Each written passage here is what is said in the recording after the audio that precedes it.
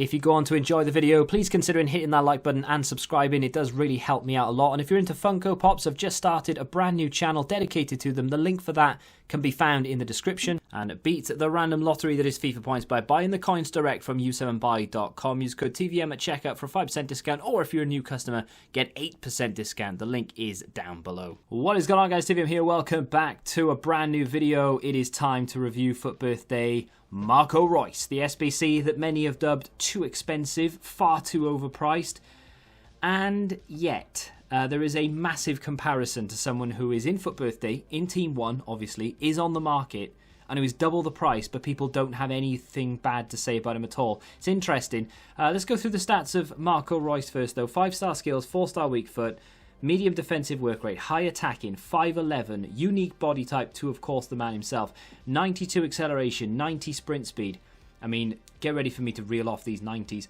90 positioning, 90 finishing, 91 shot power, 93 volleys, 95 penalties. The only stat that isn't in the 90s in shooting is going to be the long shots at 87. He can still score them, and he can trouble goalkeepers from ridiculously far distances. I think I hit the bar from like 30 yards in this game. It was really close as well. Goalkeeper doesn't even move. 90 free kicks and then 92 curve. The rest of the passing stats are high 80s, but they're not quite touching that 90 without the help of a chem style. In the dribbling department, 91 composure, 90 dribbling, 92 ball control, 90 reactions, and then 88 balance, 89 agility. Very close to touching the 90s there. They've improved the stamina over the base card by a whopping 21 points. He has 67 stamina on his base 85. This is 6 overall higher, but they've upgraded that stamina to 88, 85 strength as well, and 90 jumping. The jumping is largely irrelevant. I think they've only done it to make the physical stat on the card look good, because without that, of course, and it being down in the 70s, his physical would be like 79.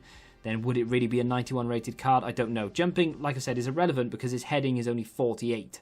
So I don't really see why they've improved the jumping. Why does it matter? He can't head the ball anyway, so does it really matter?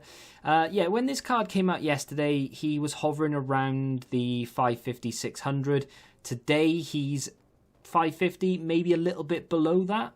Of course, it's an SBC, so you can't go and buy it on the market. Once you have it, you are stuck with it, unless you want to stick it into another SBC. And it's going to come down to a case of A, can you afford it? And B, is it really worth me picking this up and essentially having a 500,000 coin card in my club that I can't do anything with but play with him? Because obviously you can't sell it on, can't cash it in any way. And the other question, is it end game enough? You know, we're 1st of April now, which means team of the season, in theory, should be this month. Should be. I want to say thank you to Hakim for letting me use his account for this review as well. I was tempted to complete it, but then he told me he was completing it, so here we are.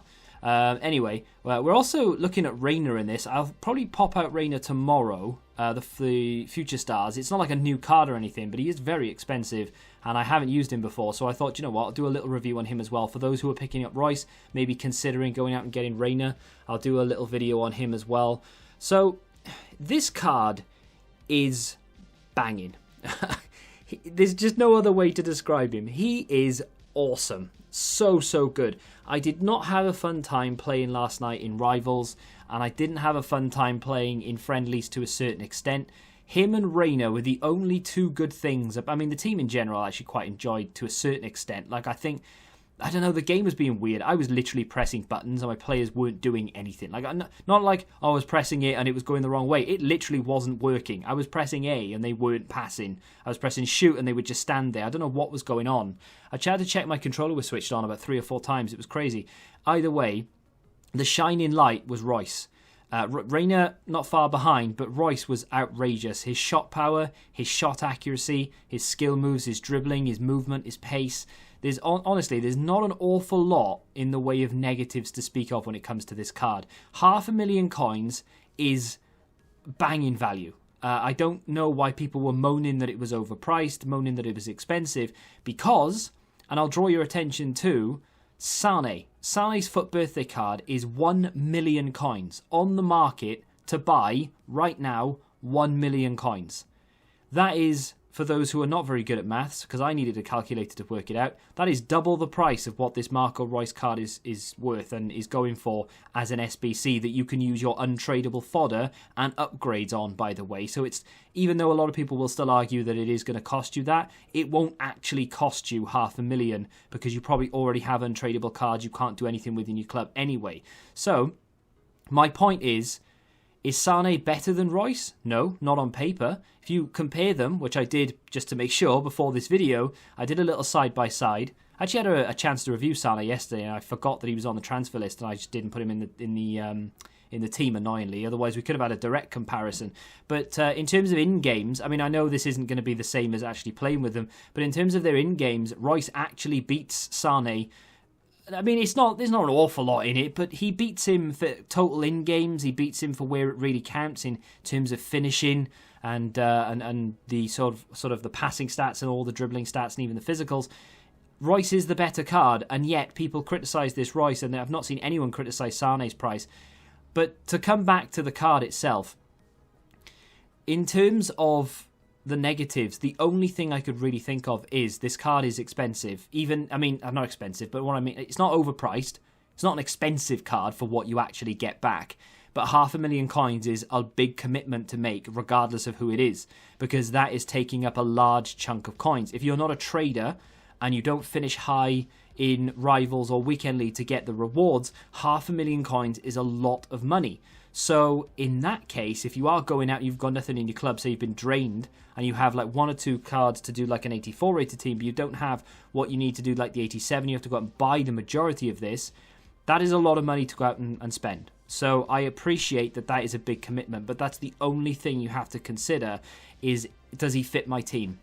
Because this is, okay, it will maybe be eclipsed by a few Team of the Season cards, but because he has the 5-star skills, because they've boosted that stamina, he is Marco Reus, so he is just, you know, just that little bit better in game anyway, and he has finishing, dribbling, and passing all to boot.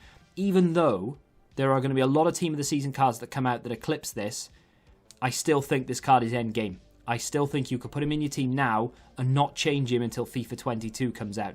He might fall a little bit behind. He might get a little bit on the... he's not quite as good as this Team of the Season nanny or whatever, because that's inevitably going to happen. But yeah, I still think this card is worth the money. I think for... I mean, my opponent's using him and scoring. That was his 3rd goal with Marco Reus. I should have used the clips for him as well, but I had enough myself, so I didn't need to. But I still think he's worth 500,000, and those who are saying that he's not worth 500,000 just don't want him in the team, and they're trying to justify it by bad-mouthing it. I honestly think this is a banging card, good value, and is end game enough for you to consider doing if he fits your team, or if you're crazy enough to have him on the bench as a super sub, because that would be outrageous. Let me know what you think of the card in the comments. It's okay to disagree.